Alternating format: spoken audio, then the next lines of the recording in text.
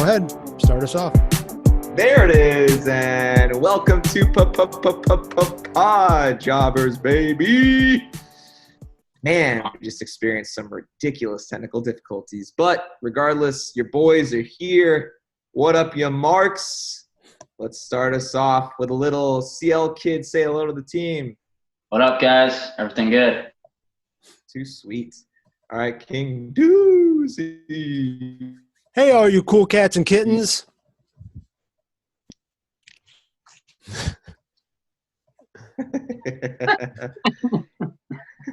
and I'm your host, Jake the Villain Dylan. Well, today's episode, we are going to talk about what's upcoming. Not Quarantania, not Coronamania.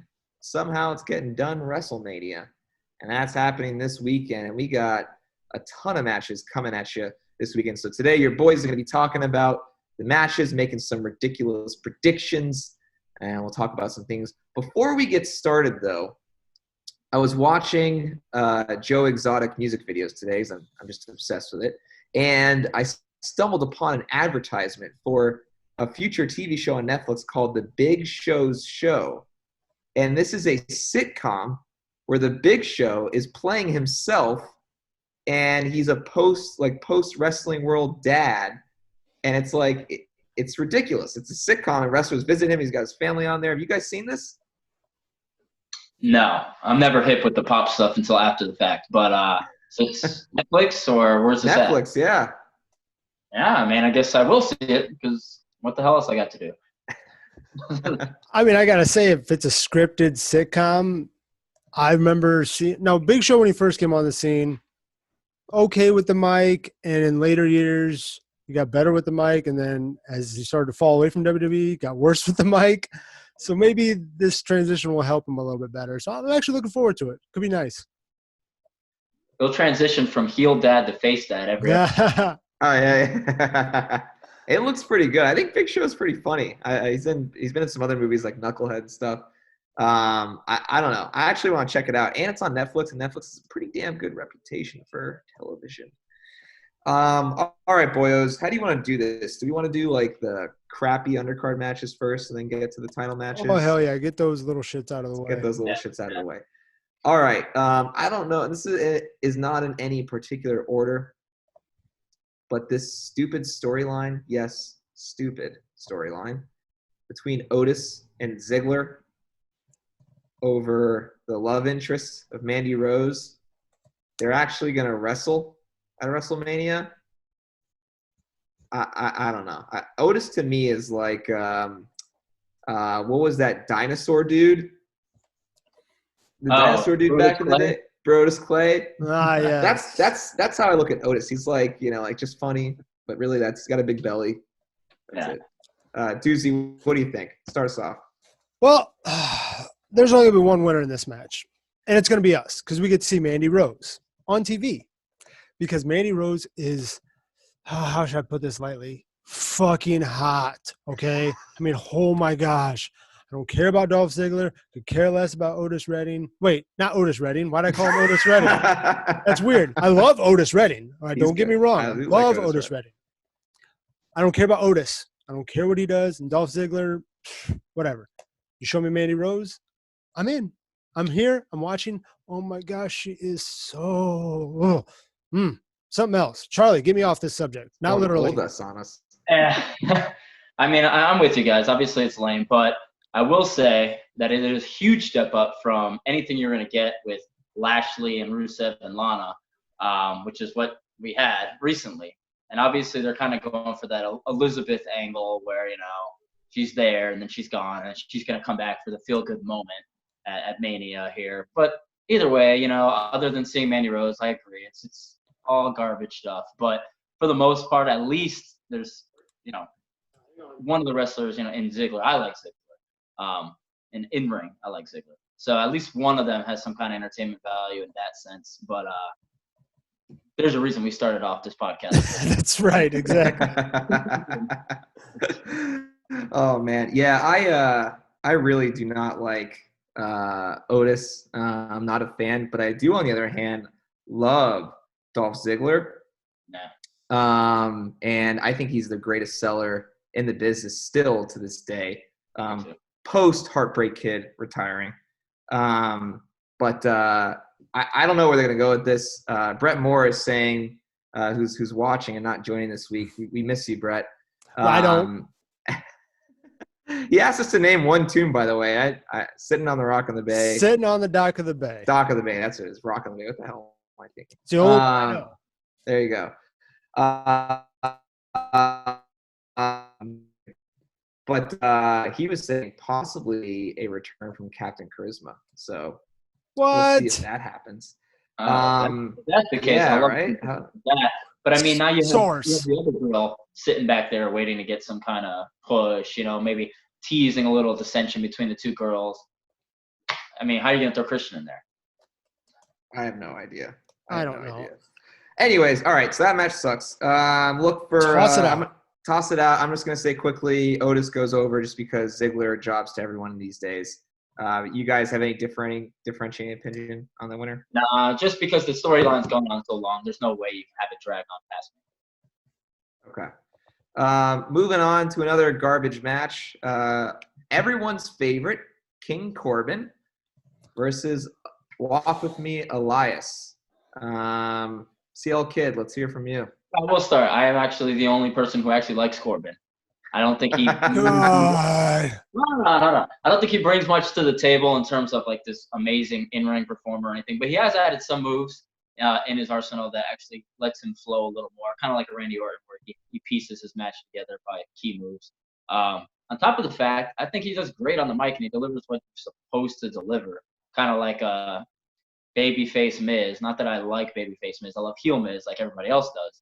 But he just does enough to progress the storyline. Elias, for me, is they definitely missed the mark. I'm already kind of done with him. Once he's a heel and he's starting to gain a little traction, and I enjoy it, he switches to babyface. And it's funny at first, but for the most part, it's a really skippable segment for me. So I'm hoping King Corbin wins just to keep some of that, a little bit of a heel mid-card around. But at the most part, you have no crowd there. You have no real need to keep a storyline alive. It's not that long. Might as well just give another positive Paulie Elias win since he needs it so desperately. I think that was too much time given to Baron Corbin and No, Elias. that was not enough time. Way too much time. Way too much time. I never get a chance to God. Corbin. You haters out there. Corbin's great. He's the only mid-card heel that still produces high-level heat from the audience. I liked Corbin when he was going full Gollum and losing his hair, and he was holding on to those barely those locks. You know what I mean? He just put the ring on and he's going full Gollum there from Smeagol. Ducey, what do you want to say? Oh gosh, I hate both of these competitors. This match is probably going to be my take a shit match. But you know what? I hate Baron Corbin so much. I would rather walk with Elias than cheer Corbin at all. And not just only on top of that, we got to look at the other factor is Elias really needs something. If he's going to keep continuing on doing what he does with his whole guitar shtick, because they're going to have to revamp this guy if they don't do something with him. Push him over, get him over King Corbin, then we could see some action. Maybe a U.S. championship, maybe something else. But in all actuality, we know that Ray Silva sucks. And so I'm just going to have to walk with Elias on this one. I am going to say Corbin will DQ himself, and there won't be a finish. And Elias his future is most likely AEW in the next 2 years if that program is still a thing. Rough. But yeah, I don't know. You don't think that Elias, for me, like Ducey said, Elias needs a win. Whereas Corbin's already had so much heel work and they know he's really one of the only credible heels at the moment. He can lose every single week and still have the same value.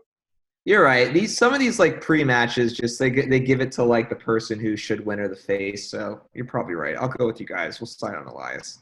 All right, and we already mentioned one half of this feud here. I am quickly losing my patience with the Aleister Black bookings as of late, and he's going to be facing off against Bobby Lashley. Is that even a storyline? No. No. No storyline. On top of the fact they haven't even pushed Lashley at any point during this month to even make him like some kind of credible threat. You look at a lot of the sources out there that like review matches and stuff like that. They like to see. I complained about it at one point about squash matches being way too utilized in this year's, writing. There's been a lot of squash matches. Look at the tag teams coming up. Look at these guys coming up. Aleister Black, squash match after squash match. The guy's already amazing in ring, and he's got a little persona going that works. I just don't think Bobby Lashley he hasn't done anything. You get a boring ass Rusev rivalry. What's the point of this? You had you had the whole thing with AJ Styles, and then you're gonna downgrade it to Bobby Lashley. What do you think, dudes? Well, didn't Aleister Black lose a match not too long ago that he should have won? I thought for sure I remember seeing something like that. I don't know. Was that with Rollins where they cheated? Rollins and okay. Yeah. Like, you're right. Yeah. I don't know why this match is happening. Number one, what has Bobby Lashley done for us? You giving us that Lana angle? Who cares? Who cares? Like CO Kid said, it's trash.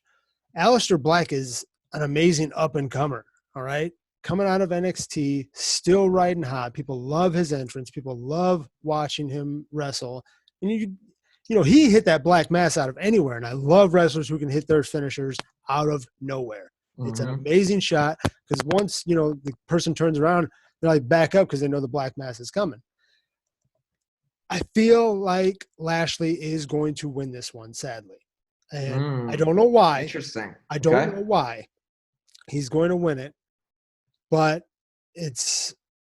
I don't know. I don't know what they can do. How can you put Aleister Black against a big guy like that? And somehow Aleister Black's a flyer. I look at him as like a big, tall flyer. He does that moonsault off the second rope and stuff like that. But Bobby Lashley, you can just take him and just slam him down. And I feel like it's probably going to be about a 7-minute match, max. Yeah, I think it's going to be a quick match, mostly because Lashley's going to get exhausted. But I also think like Aleister Black is it prototypical. We're going to slowly build this person, put a ton of squash matches like they did with Strowman. And by the time the person is over and ready to actually start facing real talent, the fans expect this person to be similarly undefeated, but they can't be. So they start losing. And now because they start losing, the audience stops caring. And I think that's what's going to happen with Aleister Black. And they just, they butchered it to the point when I see his entrance, I'm like, great, which job are they going to throw him with this week? Or which local talent that no one even knows they're going to throw him with this week? Just so that way he doesn't look invincible anymore. Correct. Yeah. This is where it's hard because my common sense tells me, wow, they really could have made this where Aleister Black was this unstoppable force running through talent. Undertaker shows up a month before WrestleMania. Boom. They have this darkness match. Like they could have gone that angle. Obviously we have Taker Styles, which we'll get to in a little bit, which is a very attractive match, but there's stuff like that. They really missed the opportunity. All right. So we're moving on. Now we're getting into some title competition. So the women's tag titles, the Kabuki Warriors versus Alexa Bliss and Nikki Cross. I'm going to start us off on this one. I don't care. I don't give a shit. I am stunned that the names in this match I could care less for. You asked me a year ago, I love Alexa Bliss. I think she's the greatest female on the mic. Her promo ability is insane. She's really good as a wrestler. She's got the heel persona going for her. I just think it's really, really a bad match at this point, and I don't really care who wins. I do think the Kabuki Warriors will drop the belts because it looks like they're going with Bliss Cross to be the champions right now and to give Bliss something. But, yeah, I'm just stunned that this is something that's like a filler match to me. Kid?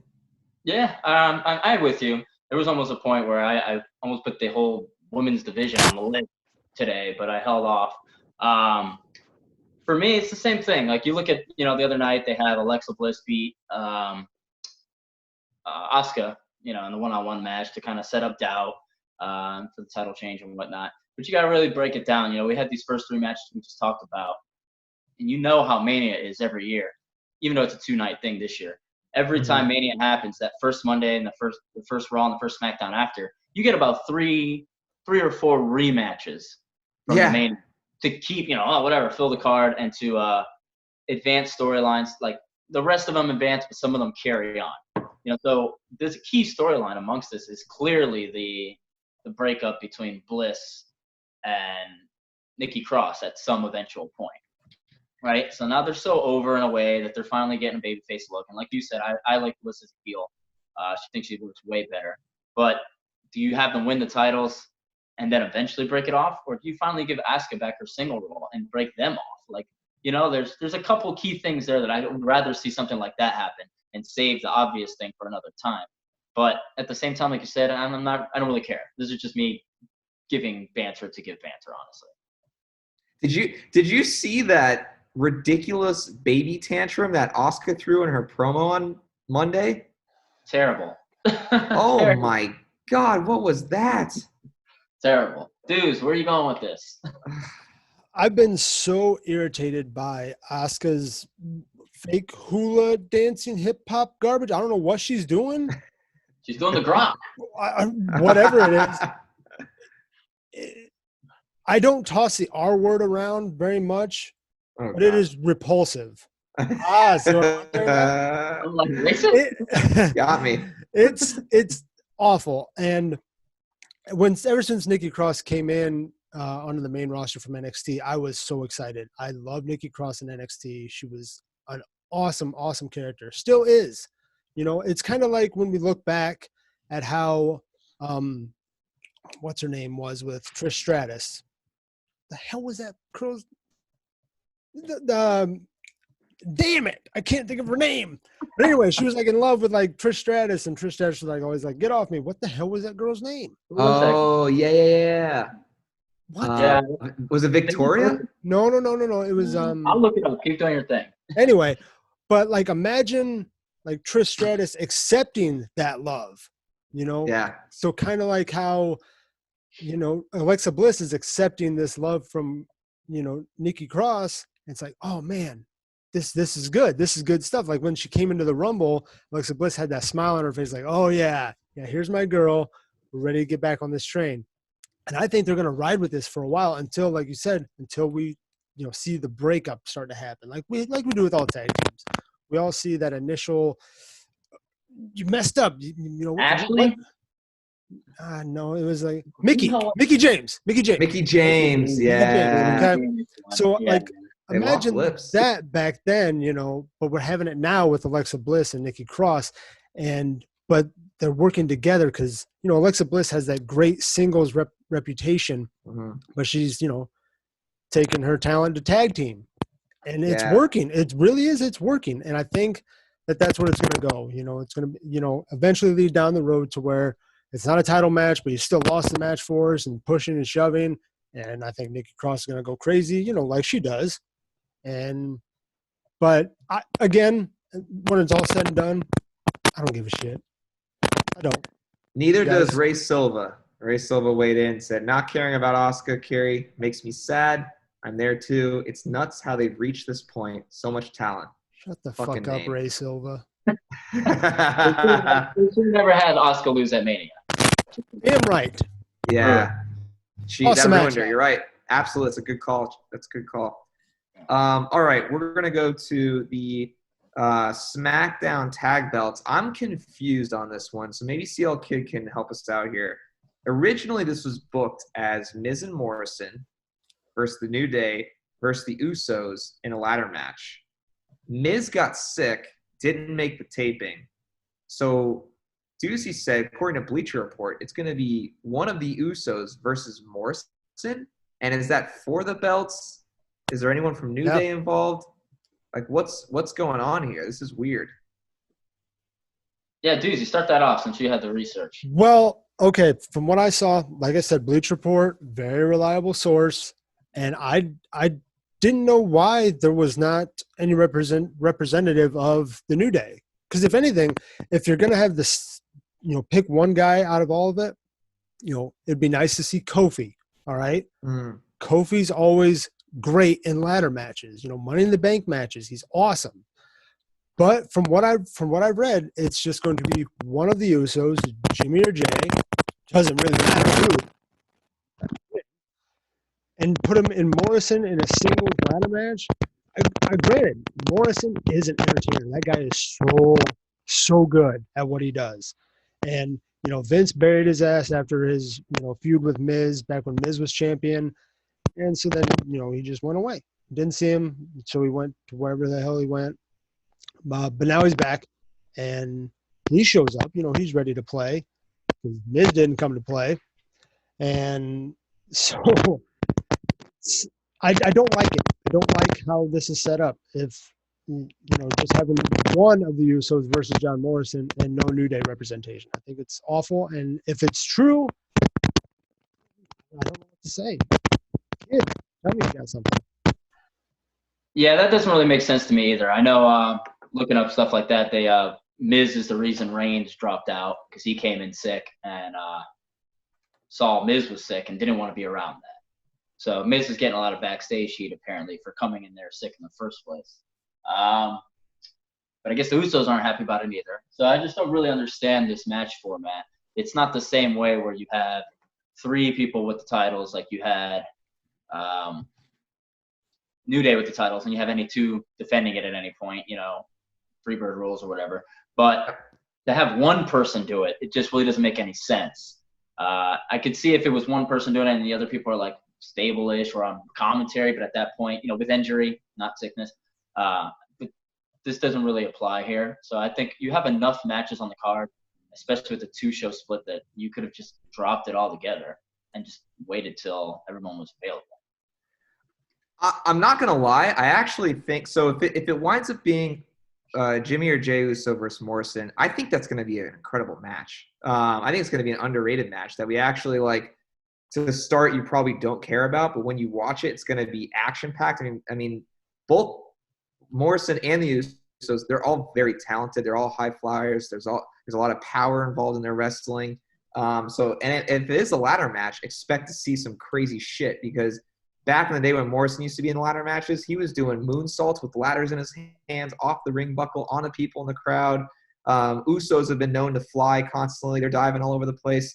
So I'm okay with it. I thought it was really weird what's going on. And a 1-versus-1 tag for the tag belts, that is kind of intriguing actually. So I like it. I'm going to go with Uso going over because I think Miz and Morrison are going to drop the belts. I want Morrison to win, but I think Uso is going to go over because Miz won't be there.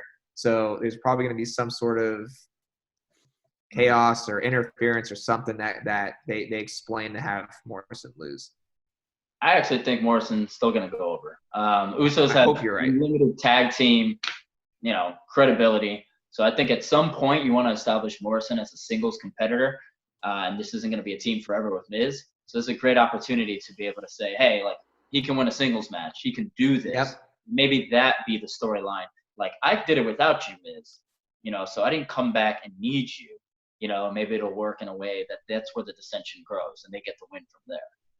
That's a good point. That's a really good point. Either way, I think it's stupid. It gives us something to look at that's a little different that you don't guarantee know going in.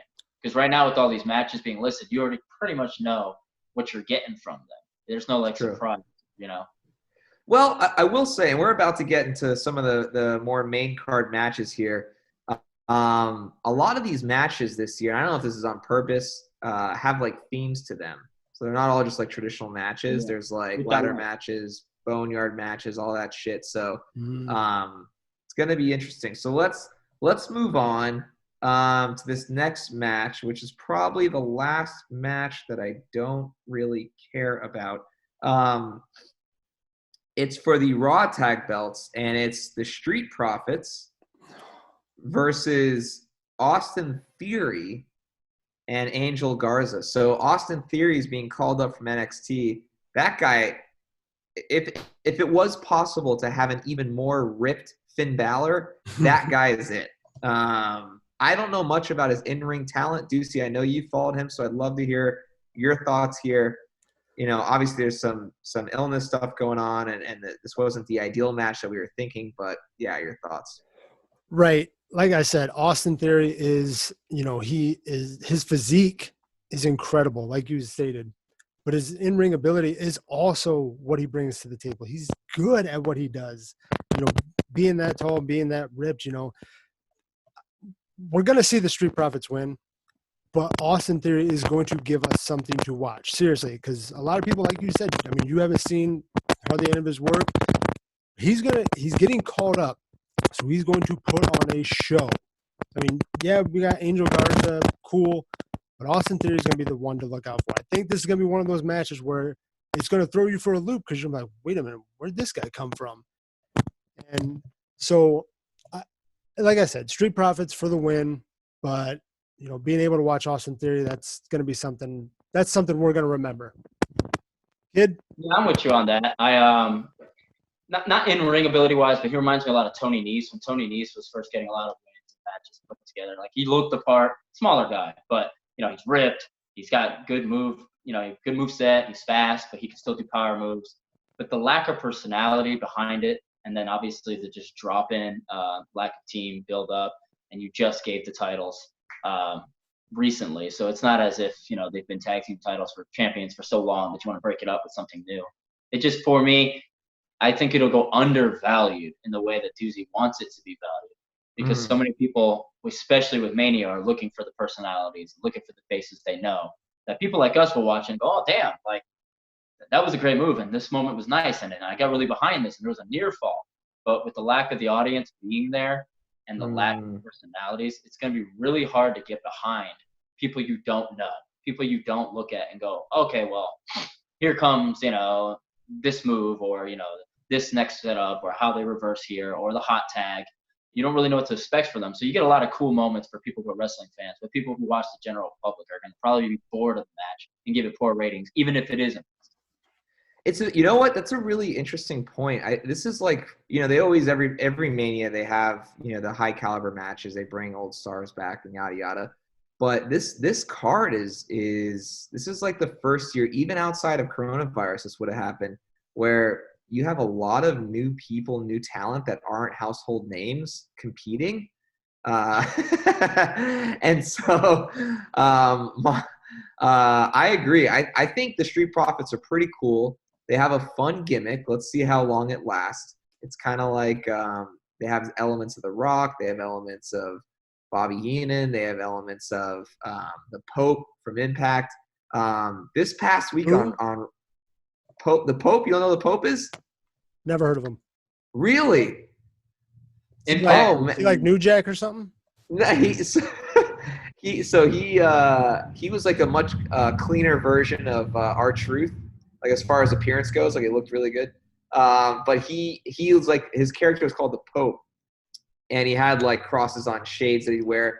But he would talk like The Rock, and he was a good wrestler. But his promo ability was like insane. And this was back in the day on TNA. Then he became an announcer and kind of fell off. But anyways, yeah, check him out. I know you like Impact every now and then, so check him out.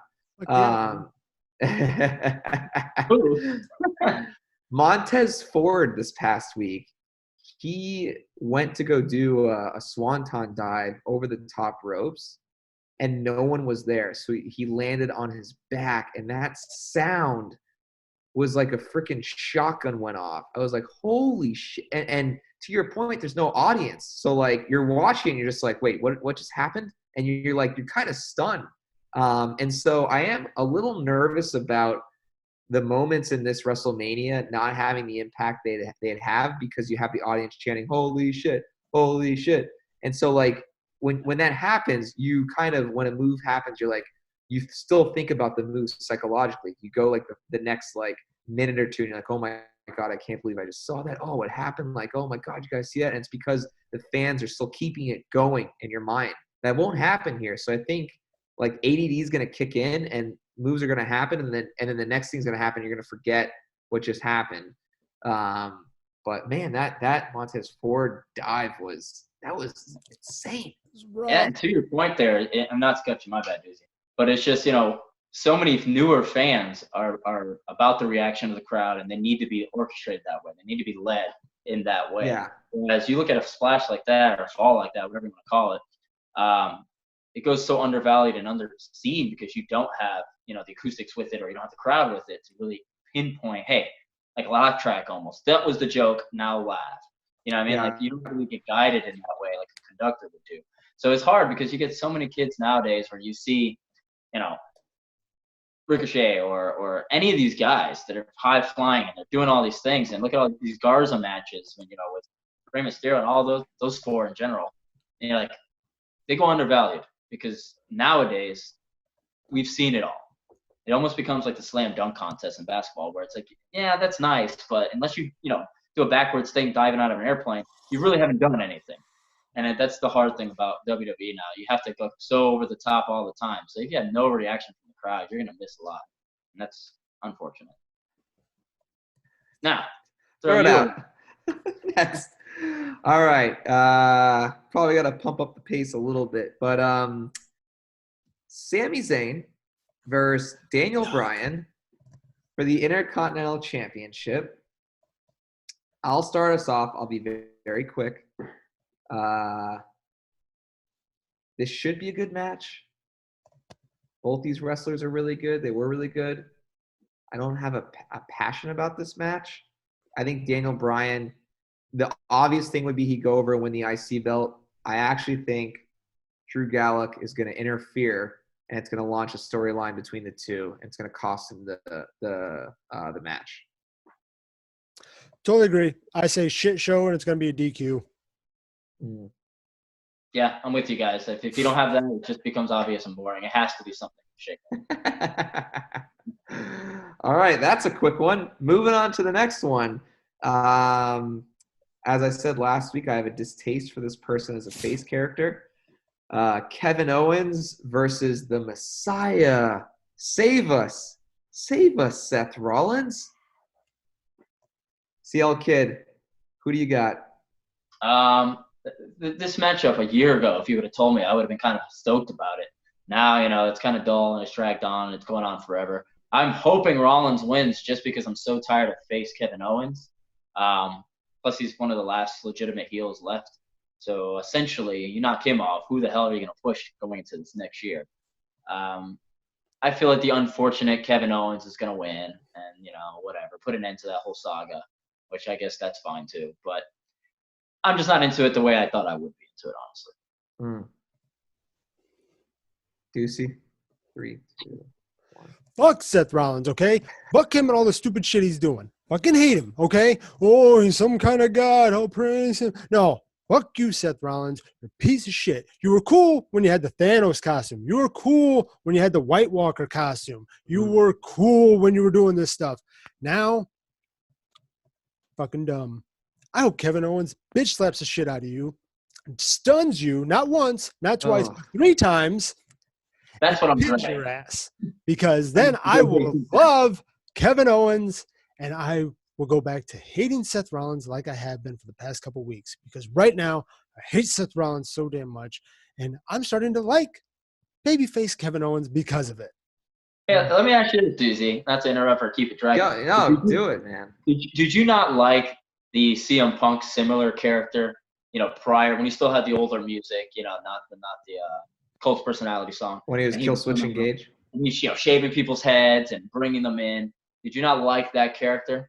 I did not, and I'm a huge fan of CM Punk, and I did not care for that whole shtick. I did not. Like what was the finale of that was what, Rey Mysterio?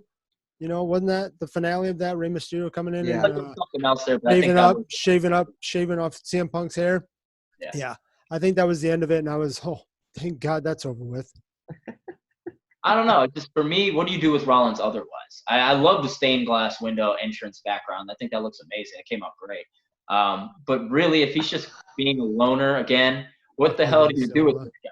You don't like that stained glass? That thing looks amazing. Oh, no, I'm talking about Ray Silva. He's just we got to call out his comment real quick. Hold on.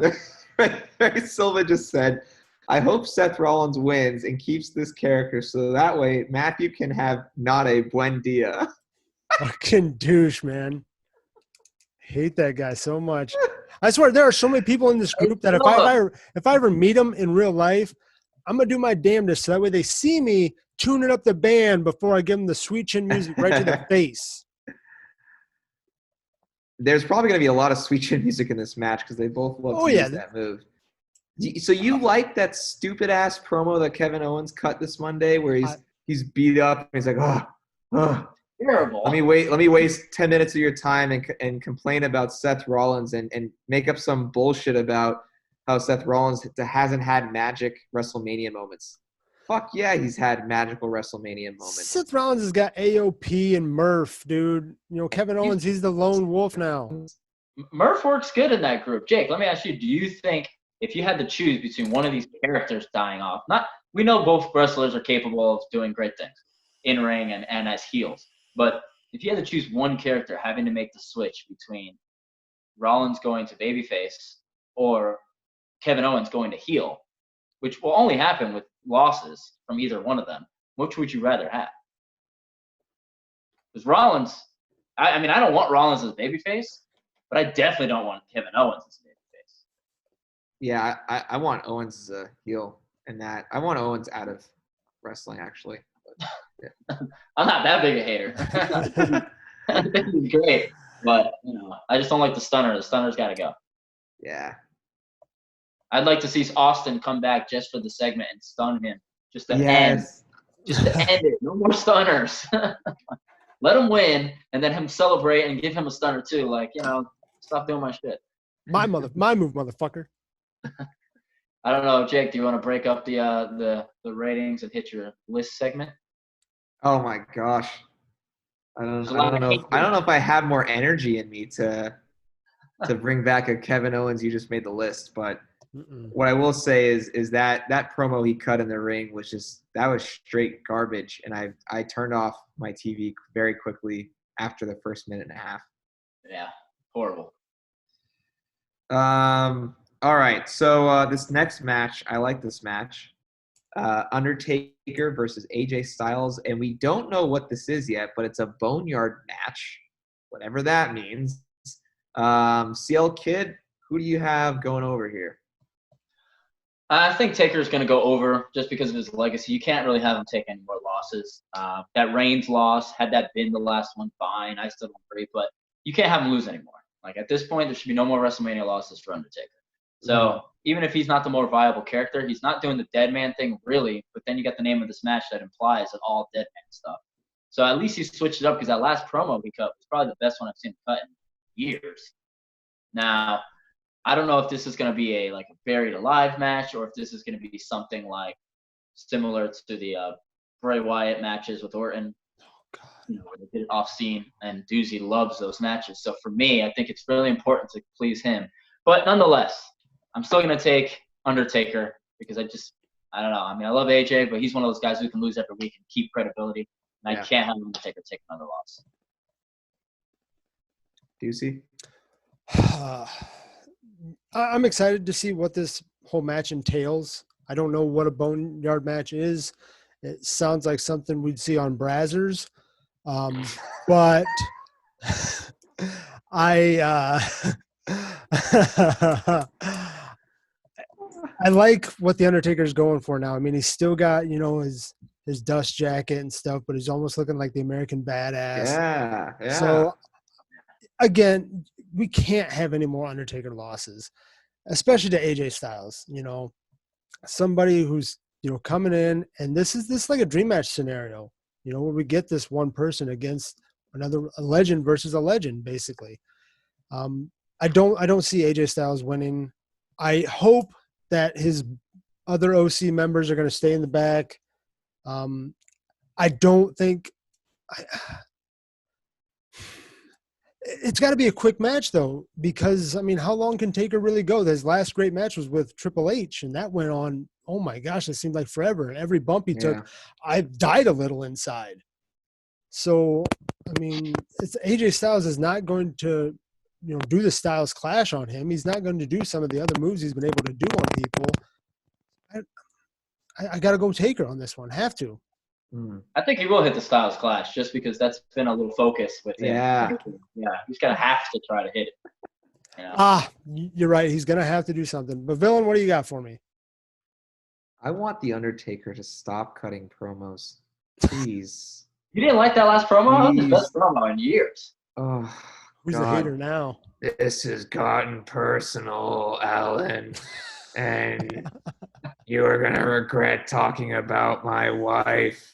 I'm gonna talk about this random use she for 10 minutes and then finally say it's my wife we're talking about, and you both use the same move, so I'll just not be in this match. I couldn't take it. I was like, this is garbage. What is this? I did like the like American, just bring that back and embrace it. Like the music hits, he's on his motorcycle, comes out. That's awesome. I think I agree with CL Kid completely. I think that AJ Styles is going to lose this match. He's the only one of the two that can afford to lose this match. I do want to see what's the move off the top rope with his forearm, the phenomenal forearm. Yeah, I want to see that like 10 times, and then on the 11th time he gets caught by a choke slam, and then you see that coming, right? Predictions, right? They're booking. They booked the obvious there. Any more comments on this Boneyard match from you boneheads? Nope. All right, we're moving on. Oh no, there's one more match I don't care about. I'm sorry. The SmackDown Women's Championship. There's an element of this that I care about. Bayley versus Lacey Evans versus Tamina. Ugh. Versus Naomi. Ugh. Versus Sasha Banks. Okay. In an elimination match.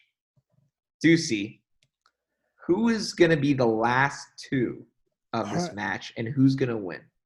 First of all, this is what I like to call my pants off match, because Tamina's kind of going to rub me the wrong way, no pun intended. But you know what? This match is probably going to be interesting. I honestly think that because I believe Bayley's going to get eliminated by Sasha Banks, and it's going to come down to her and Lacey Evans. That's what I think. And I believe Sasha Banks is going to end up taking it. It's going to be a fun match. The way that this is set up to be, shut the fuck up, Ray Silva. Nobody cares what you think. That's the way I think it's going to set up, because we see Bayley and we see Sasha. They're friendly and all this other stuff. But then Sasha's going to take that shit right out of her hand, and it's going to be her and Lacey to end it. And I think Sasha's going to run away with it. Kid. All right. It's tough because Money in the Bank is going to come up, right? So essentially, you're going to have to set up some kind of viable long-term person. That won't be either of those two, Sasha or Bayley. You only have really a couple options, right? You have one of them eliminate another and set up the rivalry, or you have it come down to the last two being that, but to me, it's too big of a rivalry that they put too much into that they just want to end it in that way and highlight it at the end of this night. I think they're better off having Bayley, because if you watch in the last promos, Bayley kind of hinted oh, it's us, against the world kind of thing, and Sasha was almost hesitant. I think it'd be better to have Bayley keep the title and set up a bigger moment when they fight each other, maybe at Raw the next night or something like that, just to give that first Raw of the year some kind of big spike. Because my fault, not to interrupt you, but just as is, I think the storyline ending on Mania night isn't good enough. I technically interrupted you. You were talking, but I that's a good call. So there is most likely going to be a follow-up match on Raw with a title change, which they normally do, and this one could fall on that. So I had it going a different way until you said that, and you convinced me actually to change my approach. But I actually had them swerving us, bro, and going with Lacey Evans to win.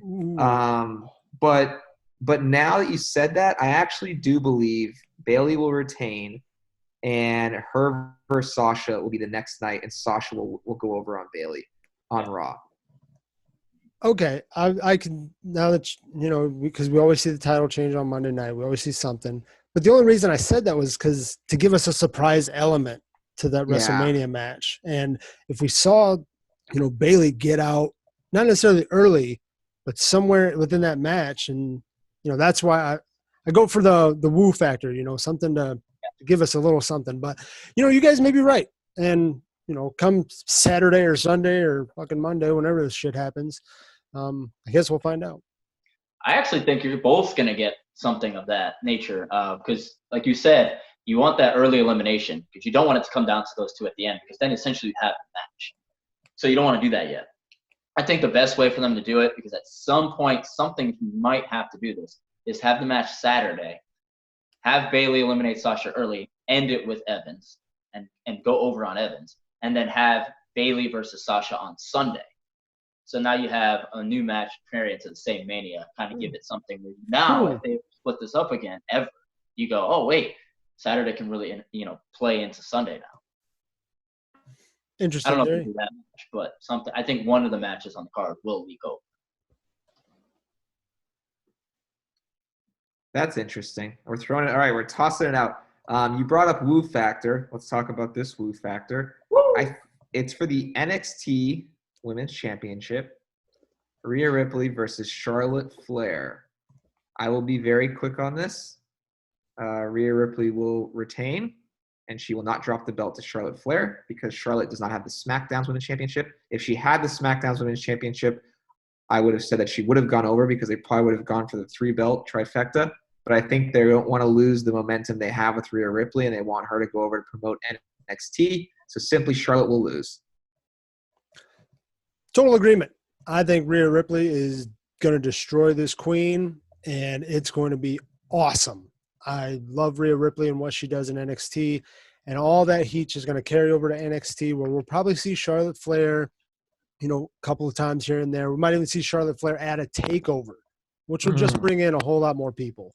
And so that's why you got to have Rhea Ripley beat her. Because if the queen, what's the queen going to do if she wins the NXT championship? Go to NXT all the time and we won't see her on SmackDown? Like, come on, think about it. Kid? Yeah, I'm with you both. I definitely think Ripley's going to win it.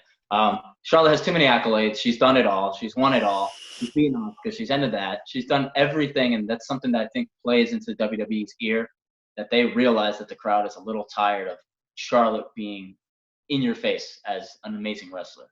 So you have to give NXT some legitimacy with Ripley. Obviously, you have the Baszler match as well, but I don't think both Baszler and Ripley can win. And I actually have Baszler losing. So I think Ripley takes the win, and with that, you give NXT. Spoiler alert. Knock them both out at once here. I think Ripley takes the win and gives NXT a huge win that they don't have any credible wins in a big way. I know they had the pay-per-view wins and all that, but we knew how that was going to come out since Kevin Owens came up and beat John Cena. So, it's kind of a nice thing to give Ripley a little legitimacy and, let her be the Charlotte Flair of NXT. All right, there we go.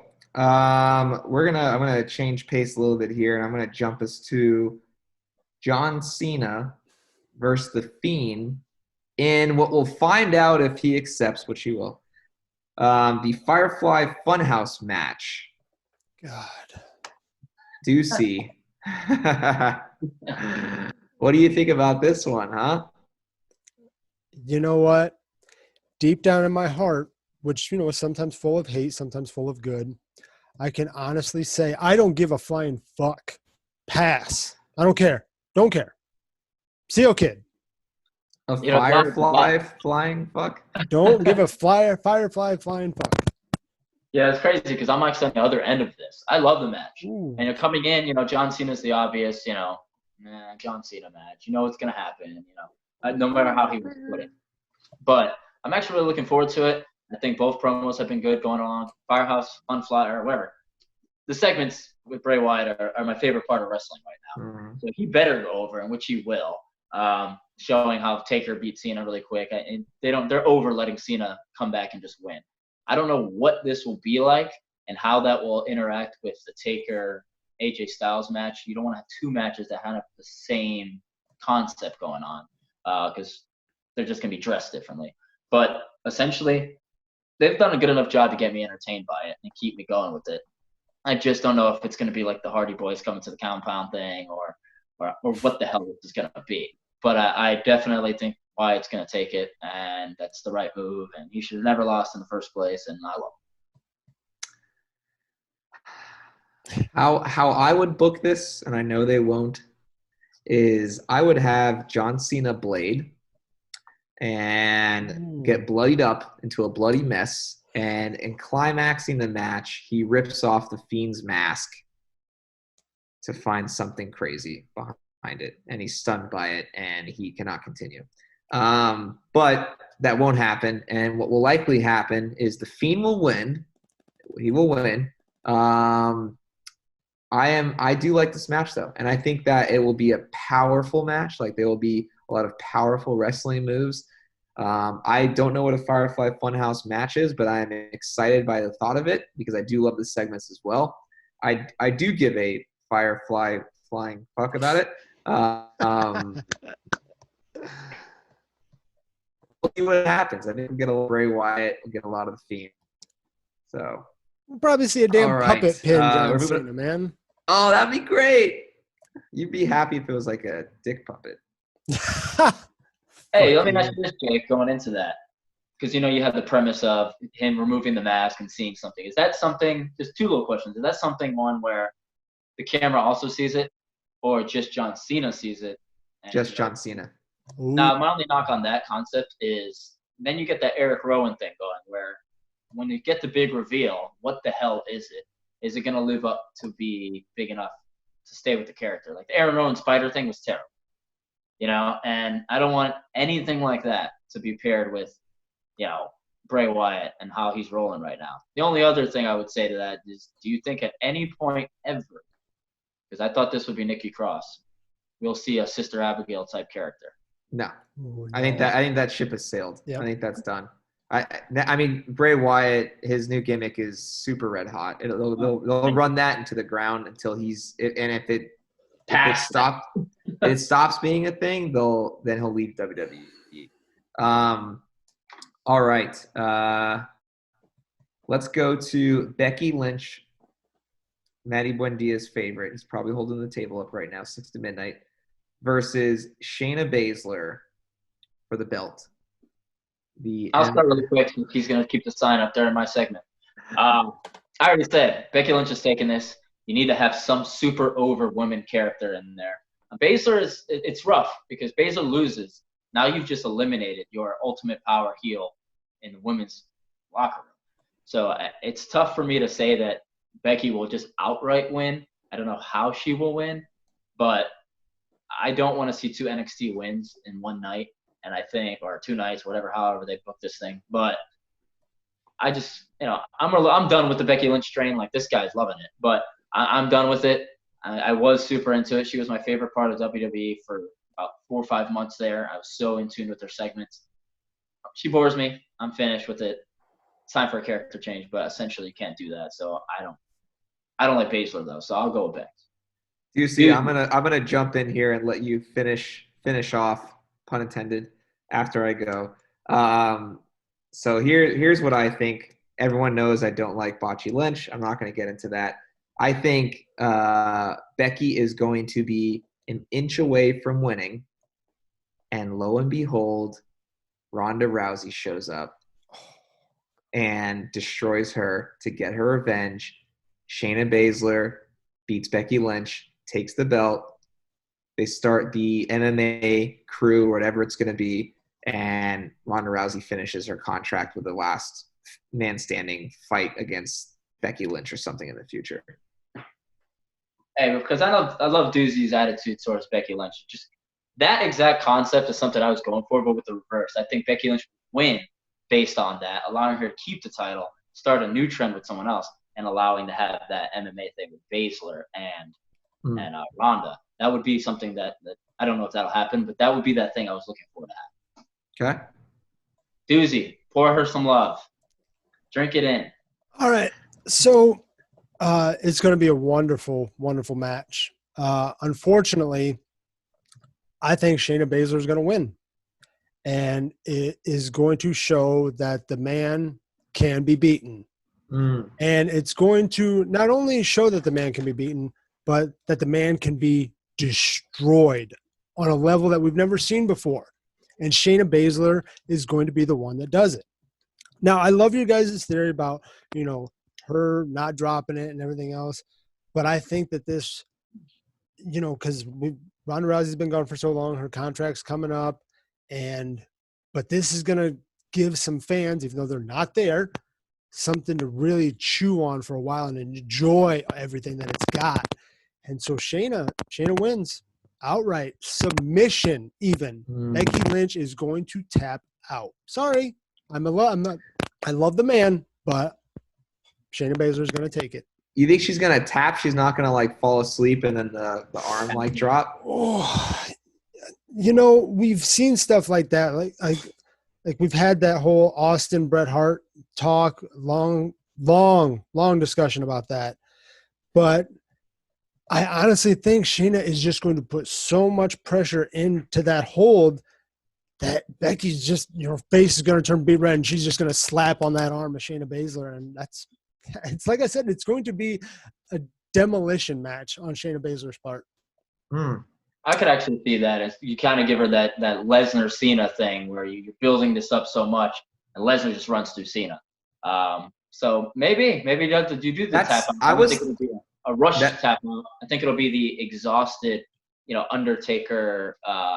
Was it Undertaker Lesnar tap out that was controversial, where he's tapping out but you don't see it? Something really faint at the last moment with the tap out. That's not a bad call with like a quick squash. That could very well happen. I think Becky Lynch has a lot to lose if they do that with her character, but she also has a lot to gain though if she does lose like that. If she loses like that, then comes back and wins again. You mean? This training montage and how she's doing real gritty work compared to what she's been wrestling with.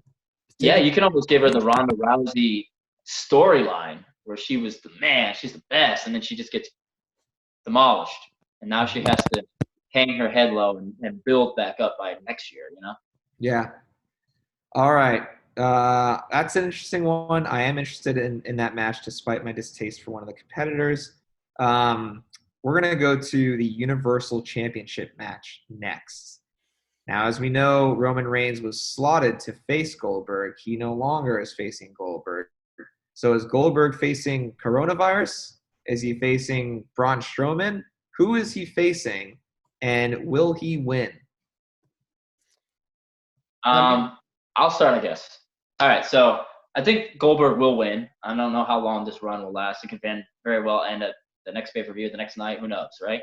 But I think the only viable choices that I would like to see challenge with him, if it's Strowman, we'll get into that because he's my list person. I'll just give you that right now. Strowman.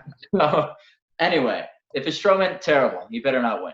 I would actually like to see Adam Cole come up and take this match. I think that would be the best way to do this. He wrestles well with smaller guys. It'd be a huge pop. No crowd, but you know what I mean. Something that really keeps me engaged. Makes me go, man, this is a guy small that can wrestle a long time. We've got Goldberg, quick matches. What's going to happen here? I think that would be, for me, the best bet to really draw excitement and make me feel like, man, like you push him, and Goldberg just escapes Adam Cole. Now you set up all kinds of things going into the future where now you got Daniel Bryan against them or somebody of that nature, and you don't really know what will happen. Whereas if he just goes out there and beats somebody in 2 minutes or less, I shouldn't even say 2 minutes. It's just same old, same old. So I don't want it to be Strowman. I don't want it to be any of those guys. I think Adam Cole would be the best fit. I don't think that would be the case, but I would love that. Do you see? You know what's really depressing is we're seeing all this news with coronavirus and everything else like that. Schools are shutting down in Indiana and Michigan. Ohio's probably next. Wrestling is probably going to go the way of all the other sports. And they're probably not going to have any people competing, just because that's what they're going to probably do. I mean, they'll probably have highlight shows or something like that. And what's really going to be bad is the fact that Goldberg's going to have that title for as long as this thing is going. And so it's going to be terrible. Goldberg's going to win. I don't care who he faces because Reigns would have been the guy to take him down. You can't put the belt on somebody like Braun Strowman and make it look like he's the monster among men. He's the guy that you have to beat now, because then Roman Reigns is not going to get that push because the people are going to be like, wow, this Braun Strowman, he's actually for real, even though he's not. Roman Reigns isn't even for real. But, after WrestleMania, we'll probably have a Raw and a SmackDown, and then it's going to shut down. And that's sad to say. It really is, because this was the sport that we have now. It's taped. It's what we have. But, Goldberg's going to have that title for another while, and it's going to suck so many balls. God, I hope it's not Braun Strowman, and God, I hope they don't give him the title. I would rather see Goldberg with the title than Braun Strowman. I do think it's going to be Braun Strowman, though, because he doesn't have a match right now, and there's really no one else.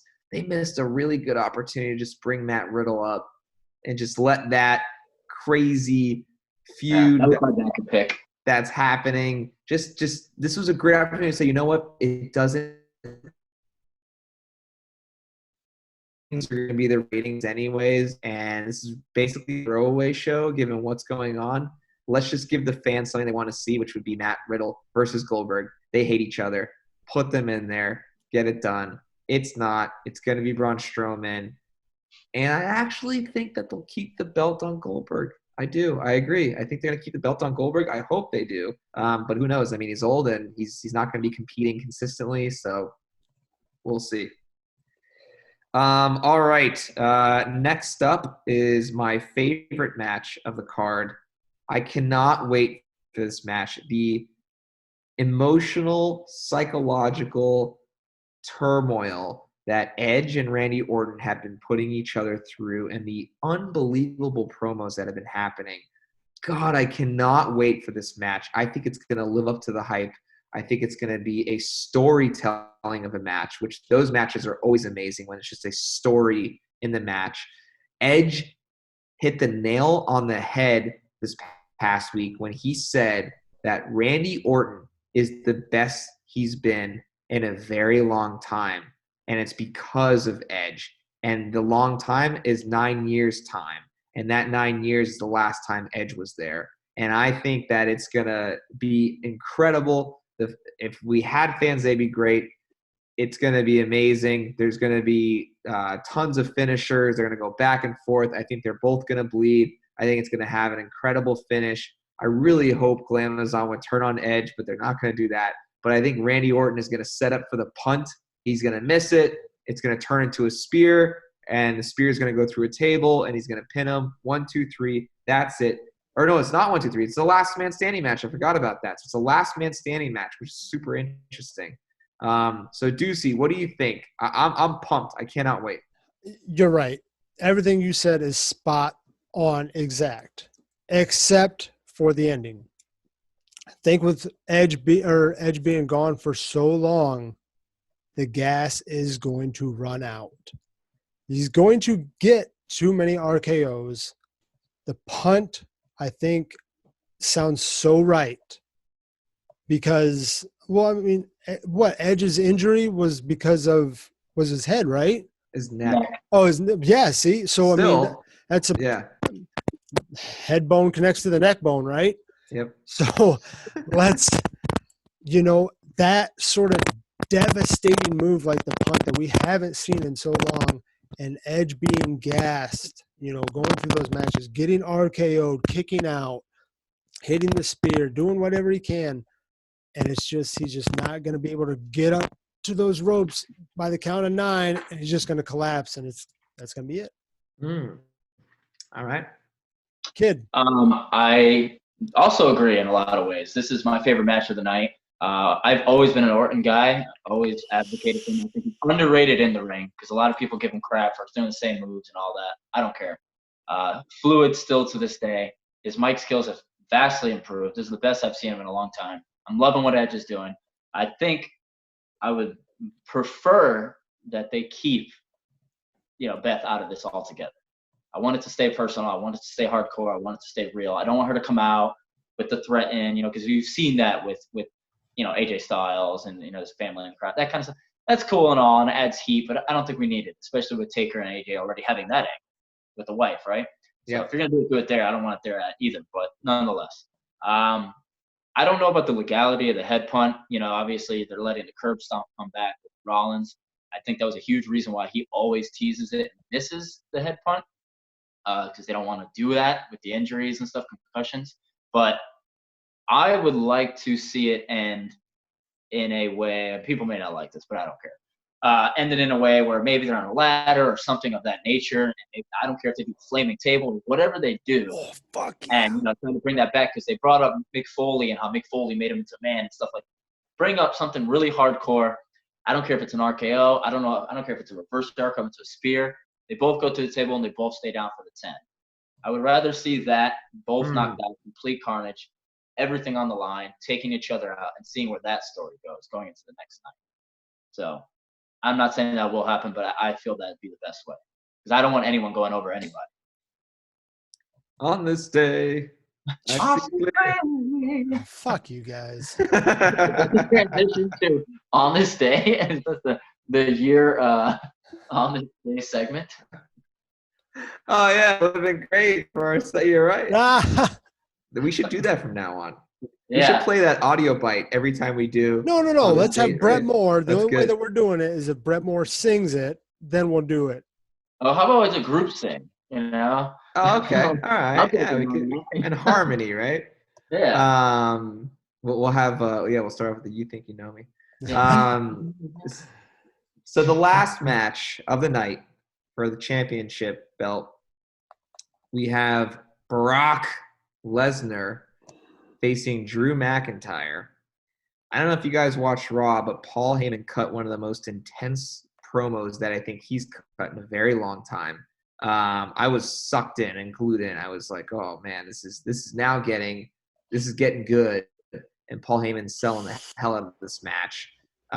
It doesn't need to be sold, but he actually cursed several times, which they bleeped out, which I thought was interesting.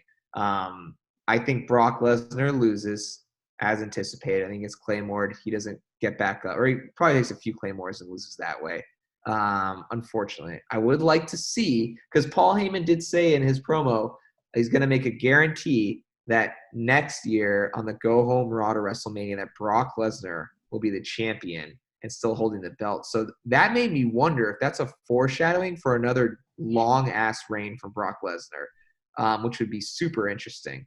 But CL Kid, what do you think? Brock Lesnar, Drew McIntyre, who you got? I think a card placement is really going to play a role in this. If you put these guys as the last match, which I don't think they will be, but It'll if you be do on put them as the Saturday. last match, what is it? It'll be on Saturday. They're going Saturday, right? I bet. In that way, okay, fine, right? Because if it's Sunday and it's the last match, then you got to have Lesnar lose because you can't leave that sour taste for Mania, right? Because I have to do the fireworks at the end and blah blah. You don't do that with Lesnar. Not going to have that obviously either way because of the coronavirus, but nonetheless, I don't like Drew McIntyre as much as others do. I think his character development has changed up and it works for him, but he does kind of blah blah blah bore me a lot. And he is a little predictable, and it is like, but there's really no knock on him. His moves are good, the finisher's nice, all those things. Fits the part. But if you're gonna have Lesnar drop it, and talking about like you just referenced about next Raw, a year from now, his ways back in are winning the Rumble or winning Money in the Bank the very next month. So that would be that's the only other way to really do this thing. But I mean, you can introduce him in any way, but those would be the more interesting ways to do that. But honestly, I would rather just Brock Lesnar win this and him go a couple months with it and something happen. You don't know what's going to happen in all these pay-per-views. You always get those 2 or 3 pay-per-views that are trash pay-per-views. Not trash, but like a TLC or something where it's just like, and then they throw a huge curveball. So I'd rather something like that happen than just I'm not into Drew McIntyre, even though that'll probably be the winner. I'm trying to think of where to start here.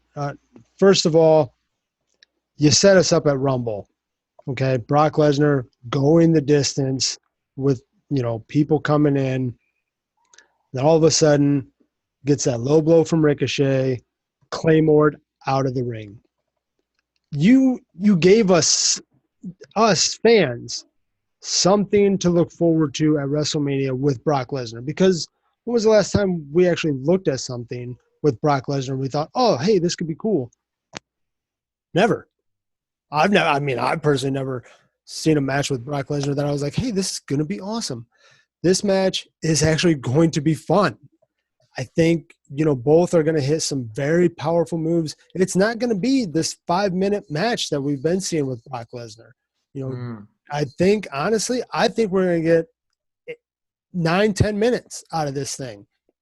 And, I bet it's going to culminate with him suplexing or trying to suplex Drew and Drew not letting him do it. And it's going to be battle. And like Brett Moore says, only chump stains don't like TLC, because TLC is a great pay-per-view, CO Kid. So right up. No, I like TLC, but my thing with TLC doesn't hold any weight to it. It doesn't have the cachet of a Survivor Series where something's going to happen. I think you're talking about Evolution. Huh? You're talking about Evolution, not TLC. No, I'm talking about TLC. TLC does not hold. If TLC told me that every TLC is going to have the main title match with titles hanging from the ceiling, CL Kid, I can understand that. But TLC never. When's the last memorable TLC thing that doesn't involve Edge and Christian or any of that crap? Like, not crap, but you know what I mean. What memorable moment do you go, oh, TLC, like this is going to be a huge moment for the year? TLC never sets up the year. It doesn't set up the year ever. Of course not. But okay, we're back to WrestleMania. I'll do my TLCs here another day. All right. Tables, ladders, and chairs on my. Ladders, and chairs on mine. Right. I mean, it doesn't matter. It doesn't matter. We're nitpicking here about favorite pay-per-views and least favorite Evolution, but it's like I said, it's this match that's actually given us something, and it's actually exciting to see. And as much as I'd like to say it, I don't see Drew McIntyre winning. That's what really sucks. Is I just don't think it's gonna. I hope you're right. What? I hope you're right. Me too. Because I'd be fine with them doing the when Reigns was really setting up, the super punch, the Superman punch before Rollins came and cashed in, and you saw the crowd finally kind of like believing, like, whoa, wait a second. If you start doing that with kicks and stuff like that, I like that moment, but I just don't want Drew McIntyre as my champ. Oh, that moment was so good. That moment was so good with Seth Rollins and Brock Lesnar and Roman Reigns. It was really good. I was going nuts. I loved it. I love that. I didn't like the Roman Reigns building up to win part until that happened. Well, they did that on purpose to get you to be like, oh my God. Yeah. So if they give us something like that where, he's going over and then Lesnar turns it or something else happens, cool. But I'm just already looking forward to a Drew McIntyre title reign. Like, hold on, do we even have a Money in the Bank person? Is anybody holding that? No one's holding it right now. No. They cashed it in ahead of time announced, right? Yeah, Lesnar did it last year. Oh, yeah. Yeah. Fucking all right, boyos. Well, there's your WrestleMania predictions. Good stuff tonight. Sorry about the technical difficulties we had earlier, but we made it through. Hope everyone tunes in. There will be a WrestleMania thread that we have going on.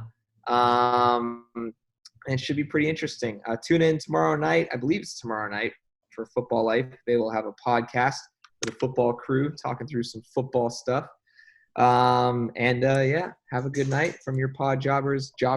See you later, you marks. Peace. Stop the live stream. Cool. Dynamite stuff again, as always, boys. Yeah. I'm going to stop recording real quick.